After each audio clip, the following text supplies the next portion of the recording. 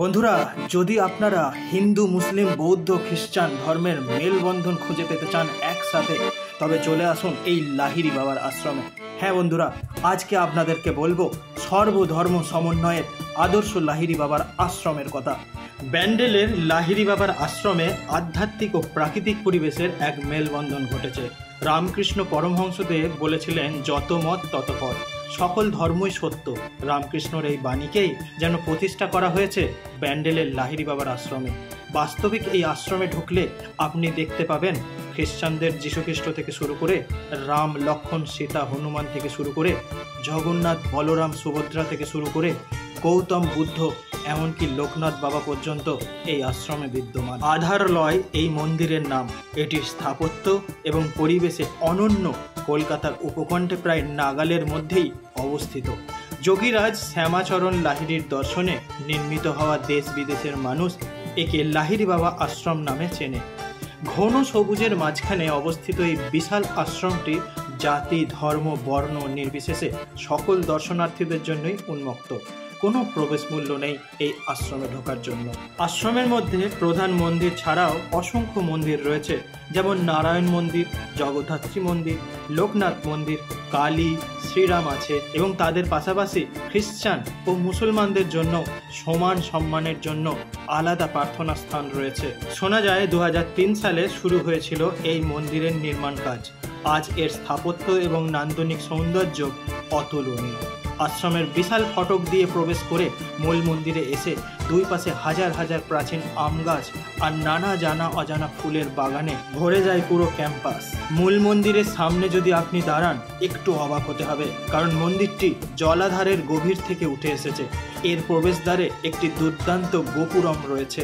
তাকে পাশে রেখে স্বর্ণ মন্দিরের মতো জলের উপর নির্মিত দীর্ঘ অলিন্দ পার হয়ে বেশ কয়েকটি দেবদেবীর দর্শন, সিঁড়ি দিয়ে জল প্রবেশ করে স্বয়ম্ভু শিবলিঙ্গ এবং যোগীরাজের সুখী মূর্তি দেখতে পাওয়া যায়। এই মন্দিরের স্থাপত্য রাজস্থানী এবং দক্ষিণ ভারতীয় মন্দির স্থাপত্যের একটি চমৎকার মিশ্রণে মুগ্ধ করে তুলবে।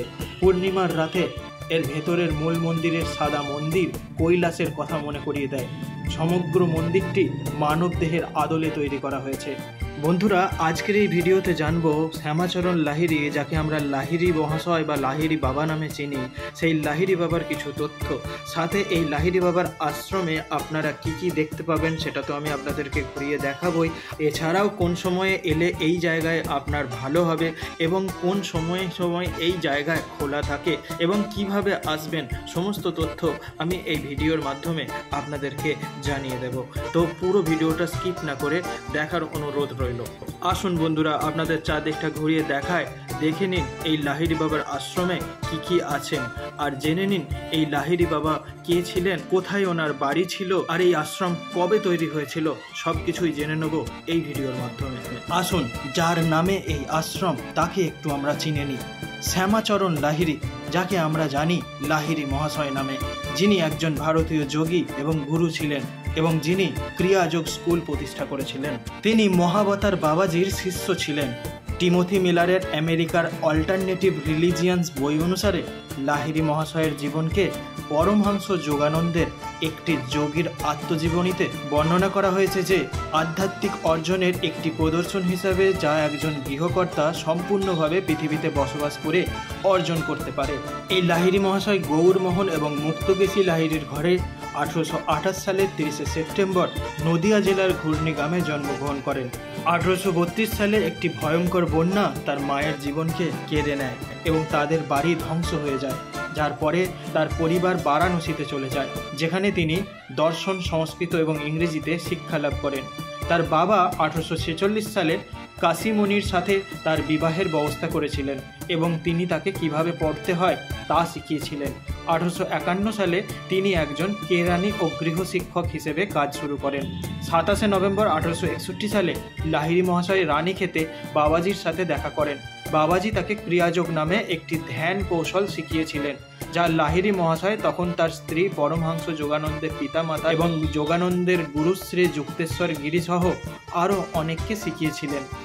সব থেকে আশ্চর্যজনক কথা হলো, এই লাহিড়ী বাবা আশ্রমে কোনো এন্ট্রি ফি নেই। যে কেউ সেখানে যেতে পারে এবং গেট পাসে কোনো টাকাই দিতে হয় না। এবার বলবো ব্যান্ডেল থেকে কিভাবে লাহিড়ী বাবার এই আশ্রমে আপনি যাবেন। আপনার যদি মূল গন্তব্য হয় লাহিড়ী বাবার আশ্রম, তাহলে ব্যান্ডেল থেকে নেমে একটি টোটো বা অটো ভাড়া করলেই পৌঁছে যাবেন এই লাহিড়ী বাবার আশ্রমে। ব্যান্ডেল স্টেশন থেকে প্রায় 5-6 কিলোমিটার রাস্তা।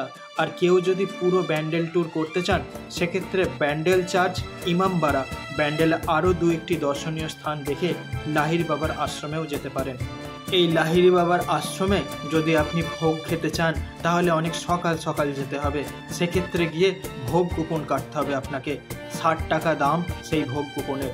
আর যদি আপনি খাওয়া দাওয়া করেই আসেন, তাহলে আপনারা সন্ধ্যের দিক করেও আসতে পারেন, কারণ সন্ধ্যের সময় এখানে আরতি হয় এবং তখন আশ্রমের বৈদ্যুতিক আলোগুলো জ্বলে উঠলে সন্ধ্যার মায়াবী পরিবেশ তৈরি হয় এই অঞ্চলে। হ্যাঁ বন্ধুরা, বৈদ্যুতিক আলোয় জলের মধ্যে দাঁড়িয়ে থাকা লাহিড়ী বাবার এই আশ্রম এক অপূর্ব পরিবেশ সৃষ্টি করে, যা মুখে বলা সম্ভব নয়। এক্ষেত্রে বলে রাখা ভালো, সন্ধ্যে 6টার পর কিন্তু লাহিড়ী বাবার আশ্রমে আর প্রবেশ করা যায় না। তবে আপনি যদি সন্ধ্যে 6টার আগে লাহিড়ী বাবার আশ্রমে প্রবেশ করেন, তাহলে 7টা অবধি আশ্রমের মধ্যে আপনি থাকতে পারবেন। তাই সন্ধ্যে আরতি দেখতে চাইলে এবং বিকেলের স্নান্ত পরিবেশে আশ্রমের স্নিগ্ধতা অনুভব করতে চাইলে ব্যান্ডেলের অন্যান্য জায়গা ঘুরে বিকেল 5টার দিকে বাবার এই আশ্রমে যেতে পারেন।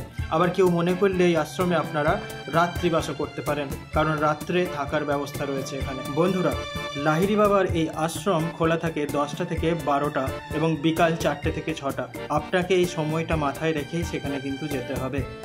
লাহিড়ী বাবার আশ্রমে গেলে আপনি দেখতে পাবেন এখানে সর্বধর্ম সমন্বয় হয়েছে।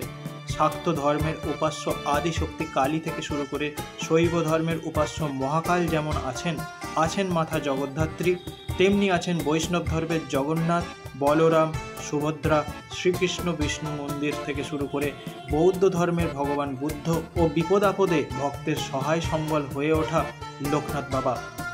এখানেই শেষ নয়, যীশুখ্রিস্ট রয়েছেন এই আশ্রমে।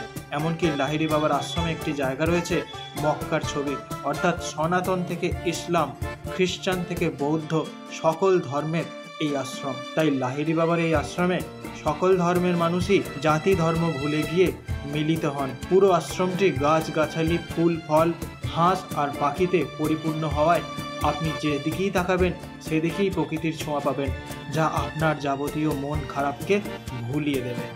খুব সুন্দর একটি জায়গা। যদিও আমরা এখানে এসেছিলাম দিনের বেলাতে, কিন্তু জায়গা এত সুন্দর, চারপাশটা এত সুন্দর পরিবেশ, মানে আপনাদেরকে বলে বোঝাতে পারবো না। তো যারা ব্যান্ডেল ঘোরেন, ব্যান্ডেলে আসেন, ইমামবাড়া চার্চে আসেন বা পাশে থাকা হংসেশ্বরী মন্দিরে আসেন, শরৎচন্দ্র চট্টোপাধ্যায়ের বাড়ি ঘুরতে যান দেবানন্দপুর, তার সাথে সাথে এই নতুন পরিচিত একটা লাহিড়ী বাবার আশ্রম যেটি হয়েছে অবশ্যই ঘুরে দেখবেন। কেননা আমিও প্রথম জানতাম না, আর যখন এলাম আমার কিন্তু মন একদম ভালো হয়ে গেল এই জায়গায় আসার পরে। খুব সুন্দর একটি জায়গা বন্ধুরা, অবশ্যই এই জায়গা কিন্তু ঘুরে দেখবেন। আর সবথেকে বড় কথা, বিভিন্ন ধর্মের যে এখানে বৈশিষ্ট্য দেখা যাচ্ছে সেটা কিন্তু সব মন্দিরে পাওয়া যায় না, সেটা এই মন্দিরেই আমি দেখতে পেলাম। তো সেটাও একটা বিরাট বড় প্লাস পয়েন্ট, যেখানে কিন্তু আপনারা যে কোনো ধর্মেরই আপনারা মানুষ হন না কেন, সময় মতো একবার এই জায়গায় এসে আপনারা ভিজিট করে যেতে পারেন। এবং এখানে বাচ্চাদের খেলার কিছু জায়গা রয়েছে, তো সেই জায়গাটাও ঘুরিয়ে দেখাই আপনাদেরকে। এই জায়গাটা যেটা আমি দেখাচ্ছি, যেটা আমি তখন বলতে আসছিলাম, তখনও আমি দেখিয়েছি, সেই জায়গাগুলো কিন্তু বাচ্চাদের খেলার জায়গা নতুন করে রং করা হচ্ছে। তো এই জায়গাটা মানে বাচ্চাদের জন্যও খুবই একটি সুন্দর জায়গা। আর এইখানের এই জায়গাটা দেখতে পাচ্ছেন, যেখানে পালকিতে মা দুর্গাকে নিয়ে যাচ্ছে একটা দৃশ্য দেখানো হয়েছে। এই যে যীশুখ্রিস্ট দৃশ্য দেখছেন আপনারা। পাশে রয়েছে একটি বিরাট আশ্রম, যে আশ্রমে কিছু শিষ্যা বসে রয়েছে, তাদের গুরুদেব বসে রয়েছে। তো খুবই একটা সুন্দর একটা এখানকার যে পরিবেশটা করেছে এই জায়গাটা, এক কথায় চারদিক ঘুরলে আপনার মন মোহিত হয়ে যাবে। খুবই সুন্দর একটি জায়গা, যা দেখলাম, লোকের মুখে শুনেছিলাম এতদিন, নিজে চাক্ষুষ দেখে এলাম। খুবই সুন্দর একটি জায়গা। তো যারা এখনও অবধি দেখেননি তাদের জন্য কমপ্লিটলি রেকমেন্ড করবো যে একবার অন্তত এই জায়গা গিয়ে ঘুরে আসবেন। ঘন সবুজের মাঝখানে এখানকার পরিবেশ আপনাকে মুগ্ধ করবে। এই আশ্রমটি ছাড়িয়ে একটু আগালেই দেখতে পাবেন লোকনাথ বাবার একটি ঘর, আর সেই ঘরেই বসে রয়েছেন লোকনাথ বাবা। সাদা পাথরে নির্মিত প্রতিটা মূর্তিরই শোভা আপনার মন মুগ্ধ করবে, যেমন রাম, সীতা, কালী, জগদ্ধাত্রী, লোকনাথ বাবা থেকে শুরু করে সমস্ত জায়গা। কিন্তু বন্ধুরা, আপনারা মেন লাহিড়ী বাবার আশ্রমে আপনারা পায়ে জল দিয়ে যখন আপনারা মন্দিরে প্রবেশ করবেন তারপরে কিন্তু ফটোগ্রাফি ভিডিওগ্রাফি প্রহিবিটেড। ওই জায়গা কিন্তু আপনারা ফটোগ্রাফি করতে পারবেন না। তো সেই কারণে আমি কিন্তু ওই ভেতরের জায়গাগুলোর ফটোগ্রাফি আপনাদেরকে করে দেখাতে পারছি না, সেটার জন্য দুঃখিত। তবে আপনারা অবশ্যই এই জায়গায় নিজে থেকে আসুন আর এসে এইখানের পরিবেশ দেখে যান, খুবই সুন্দর লাগবে আপনার। আশা করি ভিডিওগ্রাফি করে ভিডিওতেই আমি আপনাদেরকে মোটামুটি একটা পরিবেশটা দেখিয়ে বুঝিয়ে দিচ্ছি যে কতটা সুন্দর এই জায়গাটা। তো আপনারা যদি নিজে থেকে আসেন আরও ব্যাপারটা সামনে থেকেই বুঝতে পারবেন যে সত্যিই কি কতটা সুন্দর এখানকার এই পরিবেশটা। আর চারদিকটা এত বড় জায়গা, এত দেবদেবীর মূর্তি, আপনি মানে খুব কম সময়ের মধ্যে ঘুরে শেষ করতে পারবেন না। মানে একটা দিন সারাদিন মোটামুটি কেটেই যাবে, মানে এক বেলা অ্যাটলিস্ট আপনার সারা বেলা কিন্তু কেটেই যাবে। তো সময় মতো অবশ্যই একবার এই জায়গায় চলে আসুন। আমার এবারে বেরোনোর পালা। চারদিকটা মোটামুটি আমি আপনাদেরকে ঘুরিয়ে দেখিয়েছি। তো কেমন লাগলো আমার এই ভিডিওটা অবশ্যই একটা লাইক দিয়ে কমেন্ট করে জানাতে ভুলবেন না। সাথে থাকবেন। আর যদি আপনার মনে হয় এই ভিডিওটা শেয়ার করার মতো, অন্যকে শেয়ার করে জানিয়ে দিন যে এরকম একটি জায়গা আছে যেখানে আপনারা কিন্তু একবার হলেও ঘুরে আসুন। তো এই হচ্ছে লাহিড়ী বাবা আশ্রমের মেন গেট। মন্দিরের নাম আধারলয়।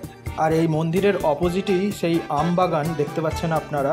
আর এর পাশ দিয়েই বয়ে চলেছে যে রাস্তা দিয়ে টোটো এসে আপনাকে কিন্তু এই জায়গাতে এসে নামিয়ে দেবে। তারপরে আপনাকে হেঁটে হেঁটে এই ভেতরে ঢুকে পড়তে হবে মন্দিরের ভেতরে, যার পুরো চারপাশটা আমি আপনাদেরকে এখন ঘুরিয়ে দেখালাম। চন্দননগর, চুঁচুড়া, ব্যান্ডেলের বিভিন্ন জায়গাতে এরকম আমবাগান দেখতে পাওয়া যায়। যেমন আমি আপনাকে খানাকুলের রাধানগরের যে আমবাগান সেটাও দেখিয়েছি। তো এই ধরনের আমবাগান কিন্তু হুগলির যত্রতত্র ছড়িয়ে রয়েছে। আর খুবই সুন্দর লাগে, কারণ আম গাছের যে কাণ্ড হয় সেই বিরাট বড় কাণ্ড, আর একটার পর একটা যেখানে সাজানো থাকে সেই জায়গাটা কিন্তু একটা বিরাট ছায়ার সৃষ্টি করে।